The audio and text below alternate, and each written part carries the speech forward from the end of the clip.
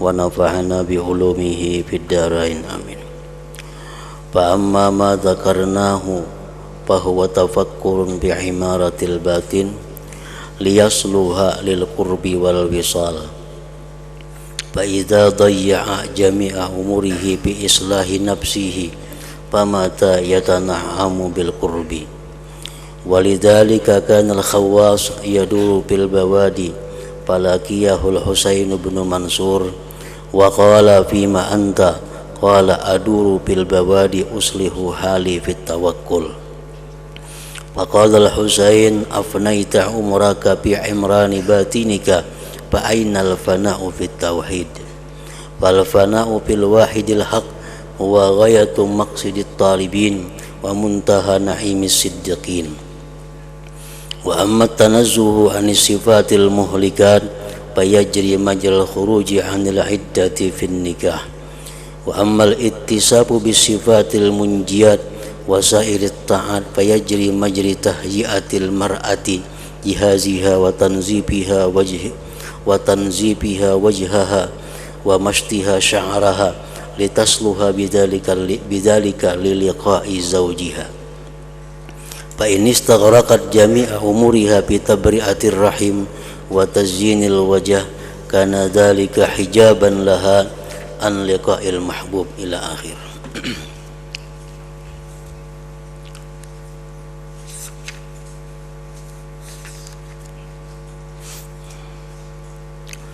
Makna daripada kalamul Imam Hujjatul Islam Al-Ghazali rahimahullah. Maka adapun apa yang telah kami sebutkan, maka itu adalah tafakkur tentang pembangunan batin agar ia patut untuk berdekatan dan menyambung hubungan dengan Allah Subhanahu wa ta'ala. Apa yang telah dijelaskan oleh pengarang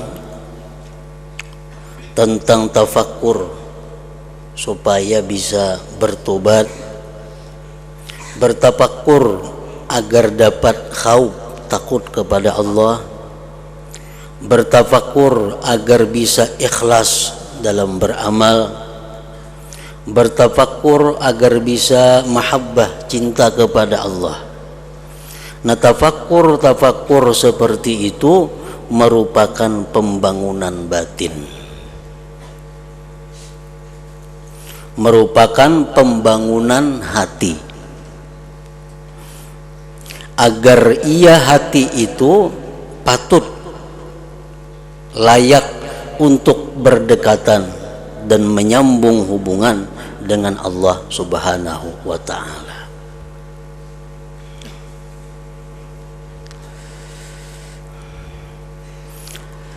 Maka apabila menyia-nyiakan semua umurnya untuk memperbaiki dirinya, maka kapan ia merasa nikmat, merasa lezat dengan berdekatan dengan Allah Subhanahu wa ta'ala? Kalau inya selalu bertafakkur untuk tobat, selalu tafakkur agar bisa ikhlas, selalu bertafakkur agar bisa cinta kepada Allah, itu hajenang diurusnya sehingga menghabiskan umurnya. Kapan inya bisa bersenang-senang, berlezat-lezat di dekat Allah Subhanahu wa ta'ala? Nah, jadi artinya bahwa kita bertafakkur agar bisa tobat, kita bertafakkur agar bisa takut kepada Allah, kita bertafakkur agar bisa ikhlas, itu ada masa-masanya, ada ukurannya. Jangan dihabiskan umur hanya untuk tafakkur seperti itu. Sama dengan orang membangun bangunan, bangun apabila tuntungnya, apabila mendiaminya.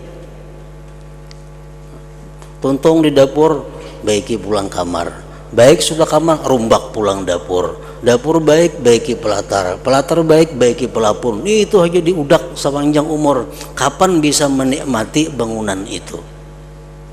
Nah, seperti itu juga orang-orang yang menghabiskan umurnya hanya untuk tafakkur agar bisa takut kepada Allah.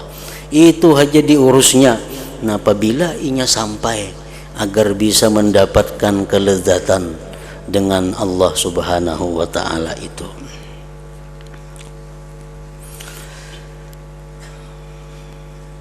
Jadi mesti ada target, ada waktu nang diusahakan dengan amaliyah hati seperti tafakur tadi. Maka apabila menyia-nyiakan semua umurnya untuk memperbaiki dirinya, maka kapan ia merasa nikmat dengan berdekatan kepada Allah Subhanahu wa ta'ala? Karena itulah Ibrahim Al-Khawwas berkeliling di desa-desa. Lalu ia dijumpai oleh Al-Husain bin Mansur dan berkata, si Husain ini, sedang apa kamu keliling-keliling di desa-desa itu?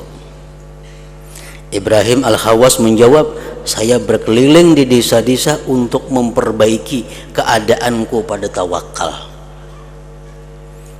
Nah, jadi Husain ini si Ibrahim Al-Khawwas ini selalu mengembara dari tempat ke tempat yang lain. Untuk apa? Untuk menguji sampai di mana tawakalnya kepada Allah. Begitu bertemu dengan Al-Husain bin Mansur, sedang apa engkau keliling-keliling ini? Ujar Sidin, untuk memperbaiki tawakal. Karena membaganan di kota aja kada tahu tawakal seorang bujur atau kada, sampai atau kada. Lalu Al-Husain berkata, kamu habiskan umurmu dalam membangun batinmu. Ikam habiskan umur untuk mengurus batin, untuk mengurus hati. Maka di manakah menghabiskan umurmu pada panah dalam tauhid? Ada tertinggal tuh. Maka di manakah menghabiskan umur pada fana dalam tauhid? Artinya kalau ikam macam ini hanya keliling-keliling untuk menguji tawakal ikam, apabila ikam dapat rasanya kayak orang yang fana dalam tauhid. Padahal fana dalam tauhid itu merupakan sesuatu tujuan puncak dari seseorang yang ingin mengenal Allah Subhanahu wa ta'ala. Maka fana pada yang maha esa lagi maha benar adalah puncak tujuan orang-orang yang menuntut dan akhir kenikmatan orang-orang yang siddiq.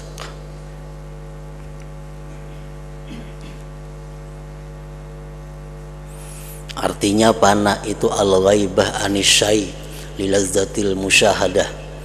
Sebagian ulama mengatakan bahwa pengertian fana itu adalah dia hilang dari sesuatu karena kelezatan menyaksikan sesuatu.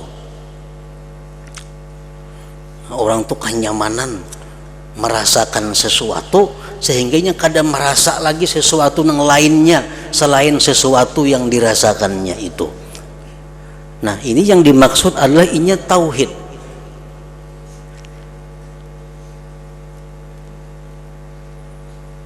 Inya memandang, inya musyahadah tentang umpamanya perbuatan Allah Subhanahu wa ta'ala.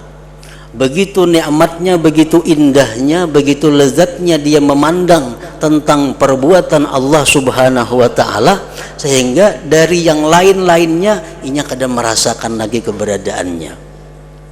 Yang dia saksikan, yang dia lihat hanya adalah perbuatan dari Allah Subhanahu wa ta'ala. Nah, itu ngarannya adalah fana bil tauhid atau fana bil af'al. Nah, seperti itulah tujuan akhir daripada perjalanan seseorang yang ingin ma'rifat kepada Allah Subhanahu wa ta'ala.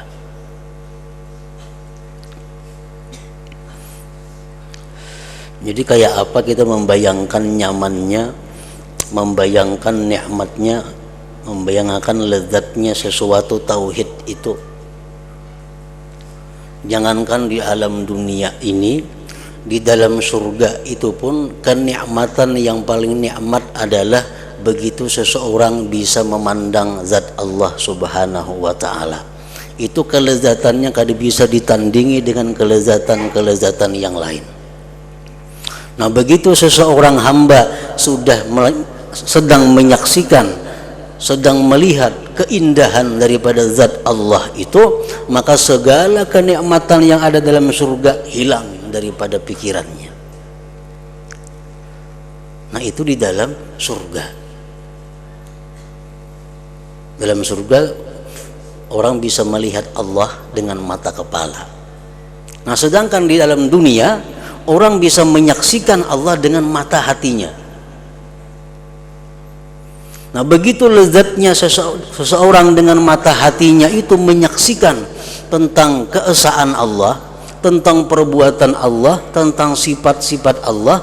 Begitu asiknya, lezatnya dia menyaksikan itu, sehingga hilanglah segala apa yang ada di sekitarnya. Bahkan dia hilang daripada merasa keberadaan dirinya sendiri. Nah, itu yang disebut dengan fana. Fana itulah yang dicari oleh hamba yang ingin mengenal Allah. Dan fana ini kadakawa diusahai oleh kita. Karena fana itu semata-mata wahbatun minallah, pemberian daripada Allah. Kita makan wadai umpamanya, kayak apa nyamannya wadai itu, kayak apa lezatnya wadai itu. Amun kita dikiau orang masih mahirani, berarti kada seberapa nyaman lagi. Masih sadar ngarannya kita. Rahatan makan saling nyamanan dimakan. Dikatuk orang lawan mendengar aja lawan katukan tuh masih ada orang yang mengatuk, berarti masih belum panak ngarannya kita dalam menikmati kelezatan yang dimakan itu. Nah, orang-orang yang sudah diberi Allah bagaimana lezatnya, bagaimana nikmatnya fana dalam tauhid itu, dia kadang merasakan lagi, kadang menghiraukan lagi, kadang mendengarkan lagi selain Allah Subhanahu wa ta'ala. Nah, jadi fana itu didapat oleh seseorang hamba yang sudah melalui tahapan-tahapan perjalanannya menuju Allah Subhanahu wa ta'ala.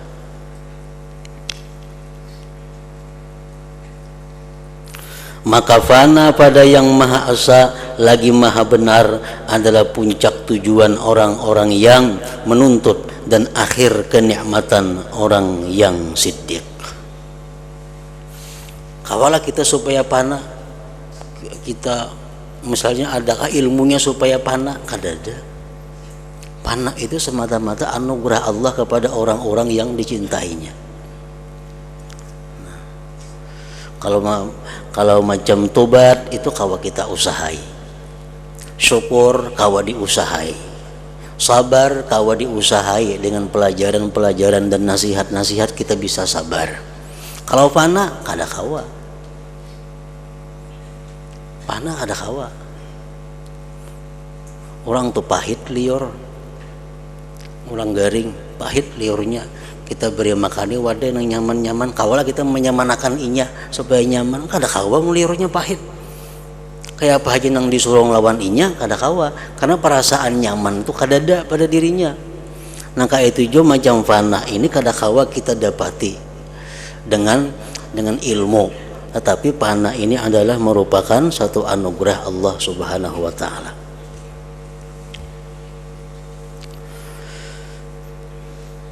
Al-Habib Abdullah Al-Idrus Al-Akbar menyatakan tentang apa-apa yang diberikan Allah melalui usaha yang kita lakukan, maka Allah berikan sesuatu sebagai pembuktian bahwa apa yang kita lakukan itu diterima oleh Allah. Contohnya tobat. Nah, kita sudah merasa bertobat kepada Allah. Cuma tobat kita itu apa sudah diterima Allah atau kada? Dosa kita sudah diampuni Allah atau kada? Kita sudah merasa bertobat. Nah, kita kada tahu nih tuh tobat diterima atau kadanya. Al-Habib ini mengatakan bahwa orang-orang yang sudah mantap dalam tobatnya itu akan mendapat sesuatu daripada Allah yang disebut dengan mahabbatullah, cinta kepada Allah. Nah, cinta kepada Allah artinya apa? Bahwa tanda orang yang tobat diterima itu dia cinta kepada Allah. Tandanya orang cinta apa? Selalu ingat, sering kali menyebut-nyebut namanya. Nah, itu tanda orang yang cinta. Nah, jadi selama diri kita belum ada perubahan kecintaan kita kepada Allah, sebelum dan sesudah tobat kada ada perubahan kecintaan kita kepada Allah, itu menunjukkan tobat kita belum mantap, belum bujur. Nah, tobat itu kita kau mau usahai, kita kau pelajari, kita kau membiasakan. Tapi kalau cinta kepada Allah itu kada kau itu hadiah dari Allah. Kalau kita mencintai seseorang yang kita kada tahu, kada kau. Kalau kada diberi hadiah oleh Allah.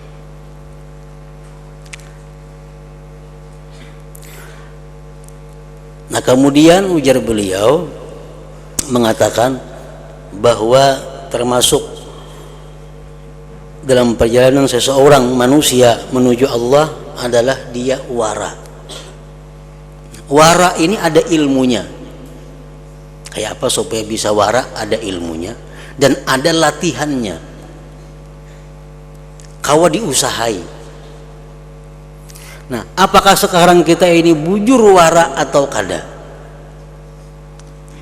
Kalau kita bujur-bujur wara, Allah pasti memberi sesuatu yang merupakan bukti kebenaran waraknya kita. Apa buktinya itu? Syauqun ilallah, rindu kepada Allah. Nah, orang yang wara itu kepingin hendak berjumpa dengan Allah. Kada katuju lagi lawan hidup dalam dunia ini, hendak lakas bertemu dengan Allah. Jadi amun orang wara minta panjang umur, ada bujur lagi waranya. Karena bertemu Allah hanya di alam, bukan di alam dunia ini.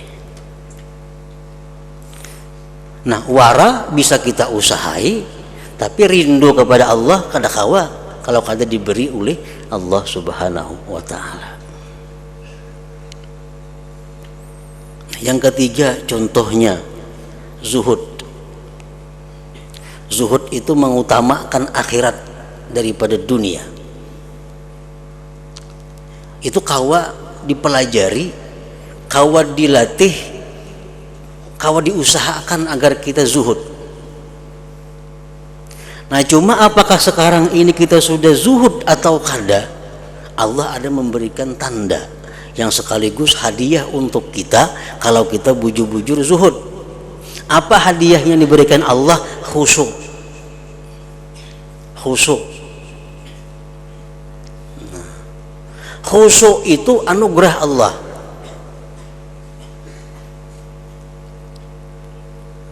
Kayak apapun kita mempelajari masalah khusyuk, kalau kita kada dapat anugerah kada kawa khusyuk sembahyang itu. Baca Quran kah, beribadah kah. Pada tahu sudah cara-caranya, tetap kada kawa khusyuk. Karena khusyuk itu adalah mauhibah, pemberian Allah. Nah, kayak apa cara supaya diberi Allah kita ini khusyuk itu? Zuhud. Seapa zuhudnya kita bisa dinilai daripada khusyuknya kita. Nah, orang-orang yang masih dalam golongan hubbud dunia, orang-orang yang masih dalam golongan mencintai dunia, itu sulit untuk khusyuk. Bisa kada kawa khusyuk. Karena Allah akan memberi khusyuk kepada orang-orang yang mencintai dunia.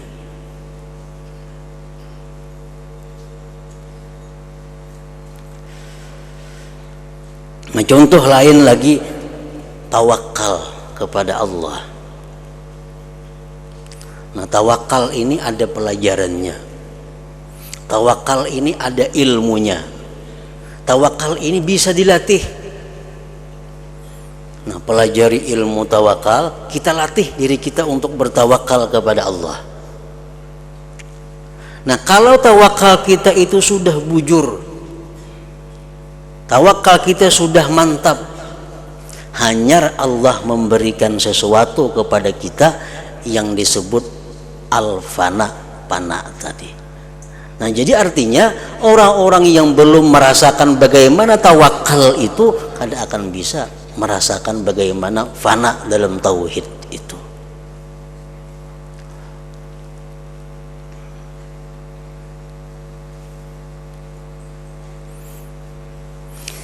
Nah, di sini Imam Ghazali mengatakan bahwa janganlah kita menghabiskan umur kita dengan mengusahakan supaya takut kepada Allah, mengusahakan supaya kita ikhlas, mengusahakan supaya kita bisa tawakal, mengusahakan jangan dihabiskan umur untuk itu. Amun dihabiskan umur untuk itu, kapan kita bisa menikmati fana? Bagaimana kita bisa menikmati lezatnya orang dekat dengan Allah Subhanahu wa ta'ala?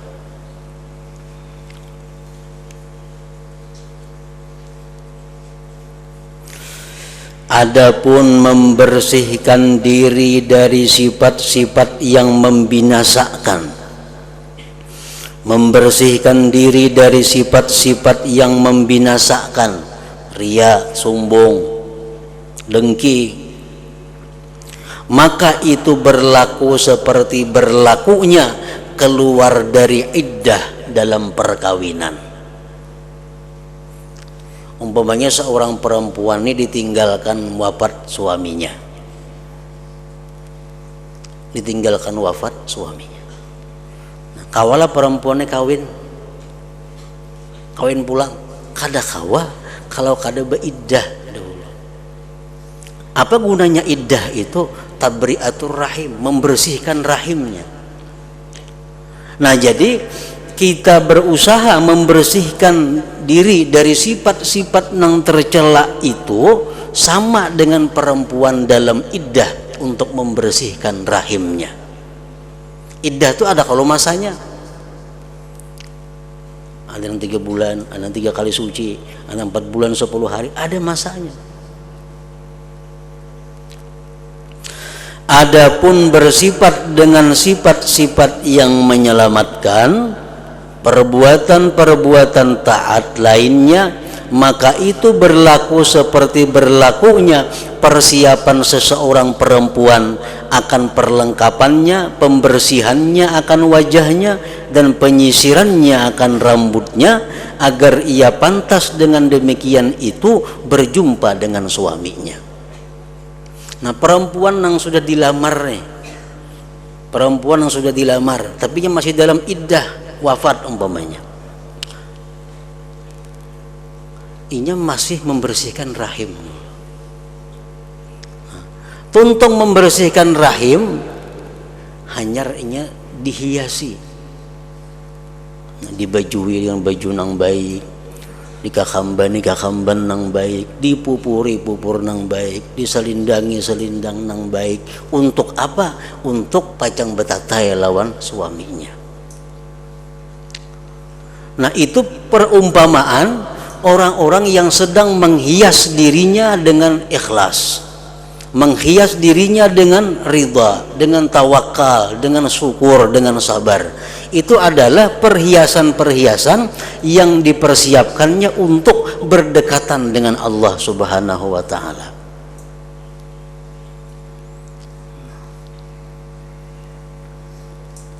Kalau perempuan itu menghabiskan semua umurnya dalam membersihkan rahim dan menghiasi wajah, maka demikian itu menjadi dinding baginya daripada berjumpa dengan yang dicintai. Nah, amun berhias kada bakal tuntungan apabila betatainya.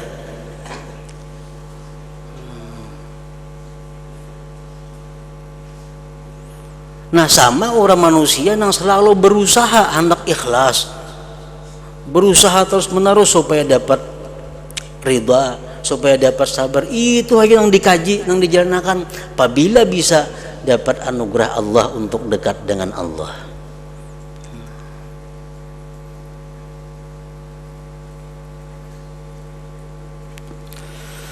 Maka begitulah semestinya kamu memahami jalan agama. Itulah jalan agama.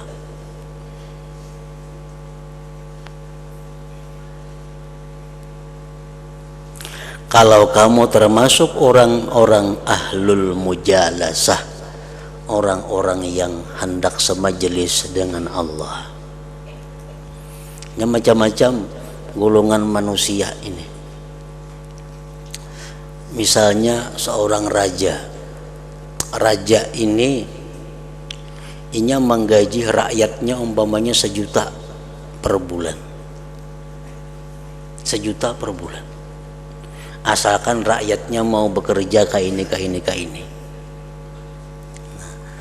Rakyat yang digaji ini kada rata pemikiran pemahamannya. Ada yang sudah merasa puas, merasa cukup dengan bekerja demikian dapat gaji 1 juta. Sudahnya merasa puas. Ini kada perlu tahu siapa rajanya, kada perlu tahu kayak apa orangnya, kada perlu tahu kayak apa pribadinya, kada perlu tahu. Namun tiap bulan 1 juta dapat bisukan begawi kemarin bulik. Ada manusia yang seperti itu. Kayak apa kehebatan rajanya, ini kada mikirkan itu. Tanggal 1 juta, iya sudah. Sebulan 1 juta.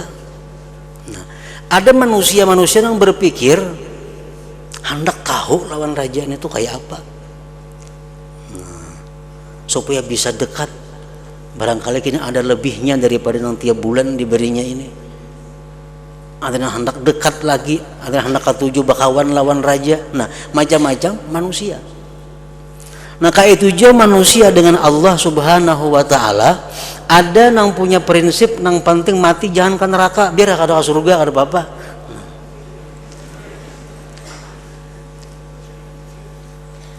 Ada yang berpikir biar mati ke surga, kita bertamuan Tuhan gak kada jadi masalah, yang penting ke surga. Bidadari banyak kada jadi masalah.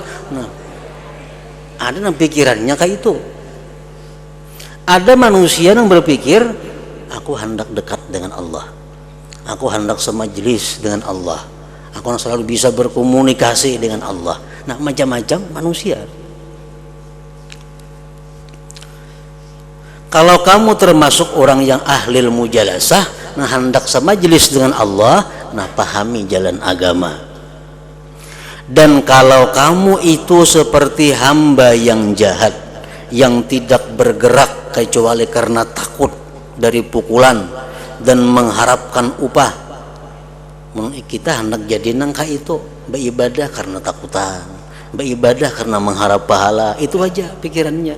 Maka ambillah beserta menyusahkan badan dengan amal-amal yang zahir. Ini nang beramal tu lapah, nang 10 rakaat tu rihuk awak yan itu. Kenapa? Karena beramal takutan, bila kada beramal dipukul orang. Beramal itu kadang mau menikmati dengan pekerjaannya, karena beramalnya karena terpaksa.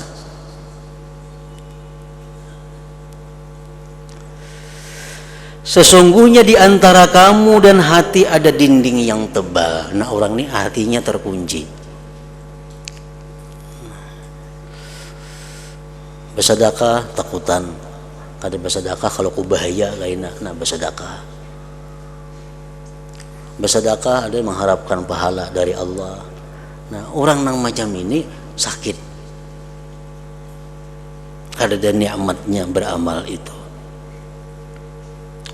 Maka apabila kamu menunaikan amal perbuatan dengan sebenarnya, ini beramal karena takutan lawan siksa Allah, beramalnya bujur-bujur, beramal bujur-bujur beramalnya, maka kamu termasuk penghuni surga. Masuk surga juga matinya. Tetapi untuk mujalasah, untuk bermajlis dengan Allah, untuk sekedudukan dengan Allah, maka itu ada kaum yang lain, ada orang yang lain, kada masuk orang ini di situ.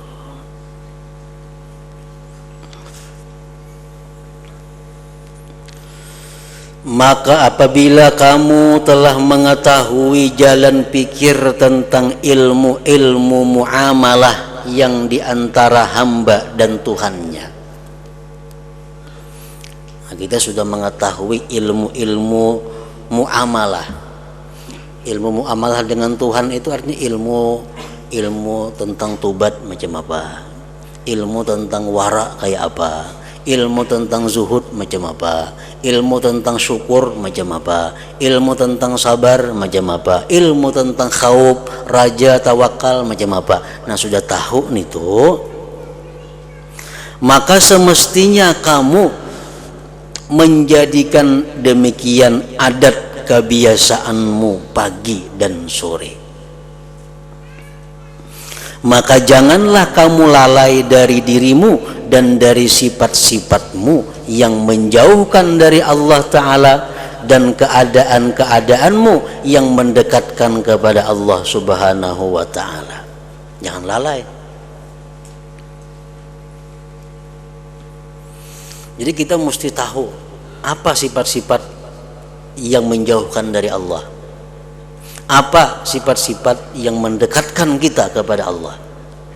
Nah, itu kita periksa pagi dan sore.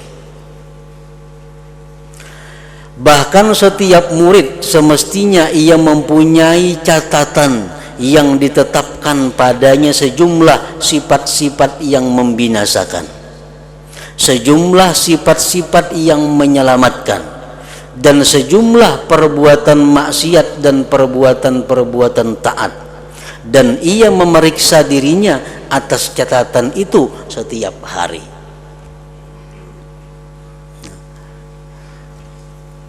Umpamanya sabar, syukur, kita periksa.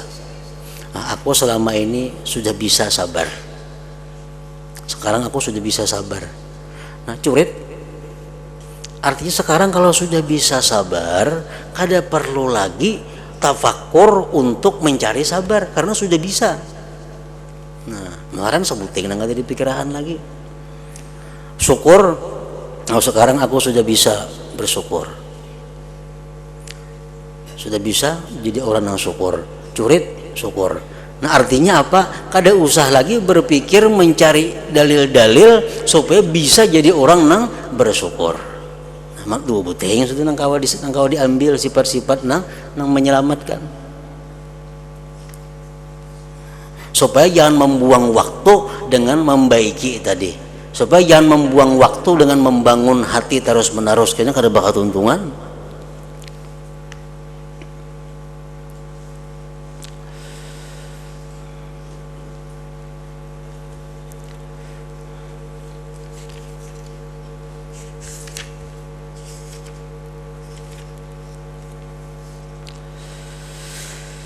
Dan mencukupi baginya dari sifat-sifat yang membinasakan, memikirkan pada 10 perkara, 10 sifat. Nah, ini yang diperhatikan.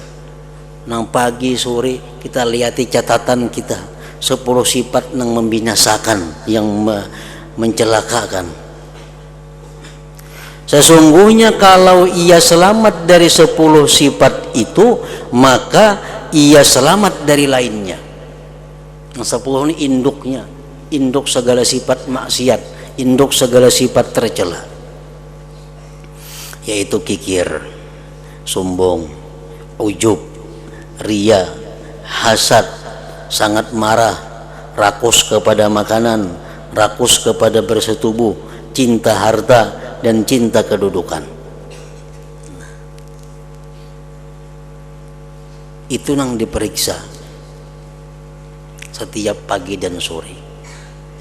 Kalau kita sudah kada ada lagi punya sifat ria umpamanya, kada perlu kita memikirkan kayak apa cara supaya kita terhindar daripada ria. Kada perlu membuang-buang waktu. Kalau kita bukan tergolong orang yang kikir, kita kada tergolong orang kikir, kada perlu kita memikirkan mencari ilmu kayak apa caranya supaya sifat kikir itu hilang. Kada perlu, karena sudah selamat daripada sifat kikir itu. Nah, 10 sifat yang jahat ini kalau kita bisa mengatasinya, maka itu bisa menghilangkan seluruh sifat-sifat yang tercela. Karena setiap satu dari antara 10 sifat yang ini beranak pinak. Kikir contohnya, bakhil. Bakhil ini bisa memakan hak orang.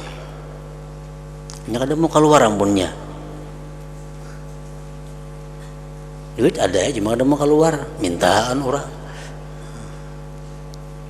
Nah, memakan ampun orang. Karena bakhil, karena kikir, inya kada ikhlas dalam bersedekah. Ria. Karena bakhil, inya kada bujur dalam berzakat.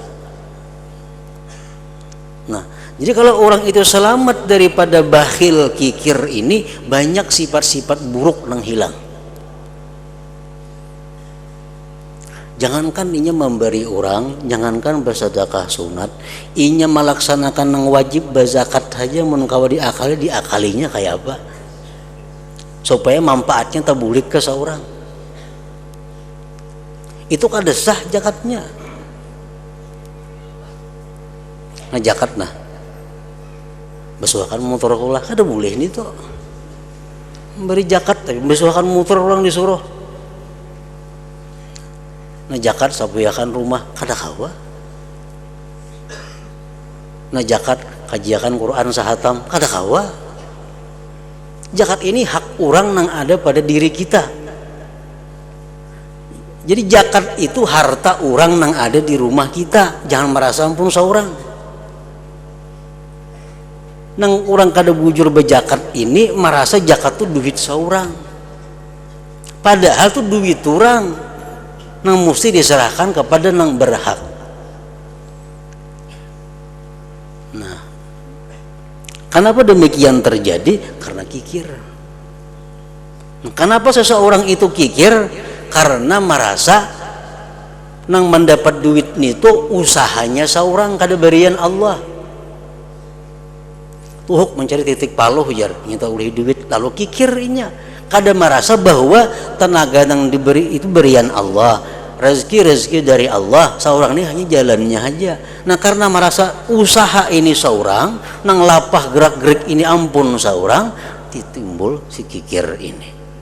Nah, selamat dari kikir, banyak selamat dari nang sifat buruk lainnya.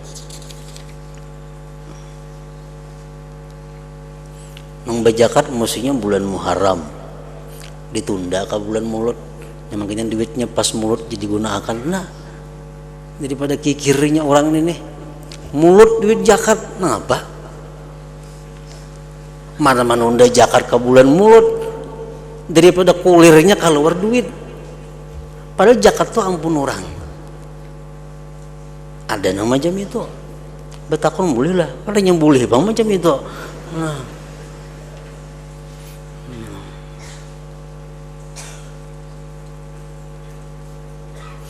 dalam batakon boleh duit zakat jadi haulakan ke kuitan. Mahal kuitan duit zakat juga. Kenapa nih itu? Kikirnya bang.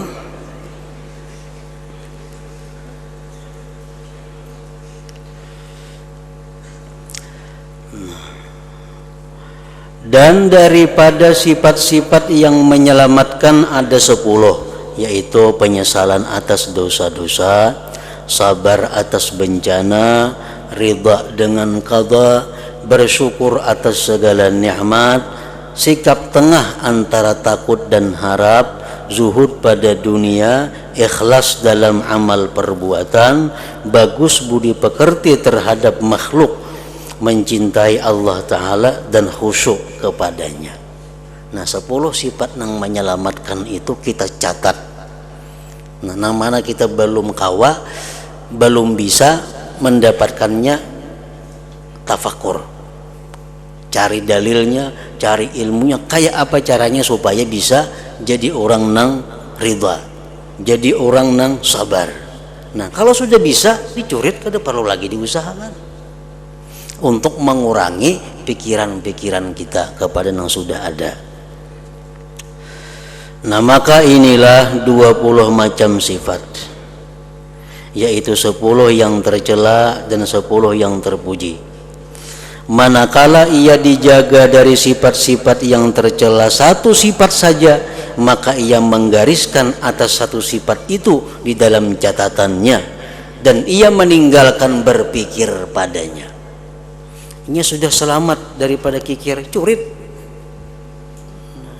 Ada perlu lagi dipikirkan itu, dan bersyukur kepada Allah Ta'ala atas terjaganya dari satu sifat itu, dibersihkan hatinya padanya, dan ia tahu bahwa demikian itu tidak dapat sempurna kecuali dengan taufik Allah Ta'ala dan pertolongannya padanya. Kaulah kita menghilangi sifat yang tercela, kalau kada ditolong Allah kada kawa. Orang yang dulunya kikir jadi pemurah, kawalah kada kawa kalau kada ditolong oleh Allah. Dan jikalau Allah Ta'ala menyerahkan demikian itu atas dirinya, kita nih hendak membaiki diri, kada ditolong oleh Allah, niscaya tidak mampu menghapus sekurang-kurangnya sifat yang hina dari dirinya. Nah, jikalau 10 sifat yang tercela sabuting nang sudah kawa curit, lalu ia menghadapi kepada 9 sifat yang tersisa. Kawa pulang sabuting gini curit 8, dan begitu seterusnya ia berbuat sehingga ia menggaris atas semuanya. Dan begitu pula ia menuntut dirinya dengan bersifat dengan sifat-sifat yang menyelamatkan. Apabila ia telah bersifat dengan sifat daripadanya seperti tobat dan penyesalan umpamanya, maka ia menggariskan atasnya dan ia menyibukkan diri dengan sisanya. Sifat yang menyelamatkan yang wajib ada pada diri kita ada 10 tadi Jisidin. Pertama tobat. Nah, kayak apa supaya kita ini terbuka tobat nih? Tafakur. Nah, tafakur. Supaya terbuka hati untuk tobat, tafakur tentang dosa-dosa, bahayanya dosa. Kalau sudah tobat, ada usah lagi tafakur tentang tobat, karena sudah dapat tobat. Tafakur itu gunanya untuk mendapatkan tobat. Kalau sudah dapat tobat, buangi. 9 lagi sisanya. Dan inilah yang diperlukan oleh seorang murid yang bersungguh-sungguh. Adapun kebanyakan manusia dari golongan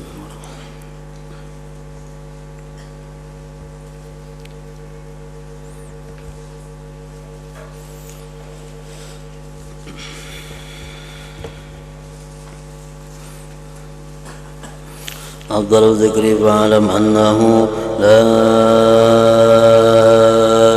ilaha illallah Muhammadur Rasulullah, la ilaha illallah Muhammadur Rasulullah, la ilaha illallah Muhammadur Rasulullah, la ilaha illallah, la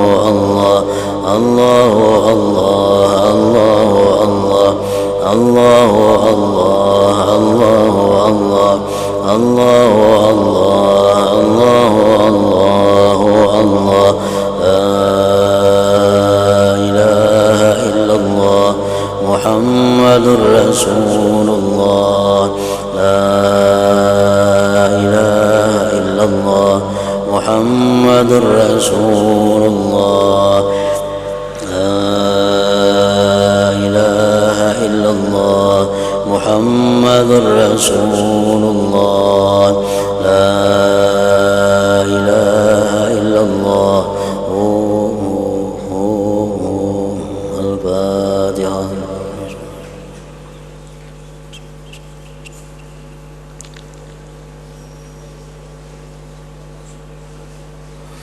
فيا أيها الراجون منه شفاعة صلوا عليه وسلموا تسليما.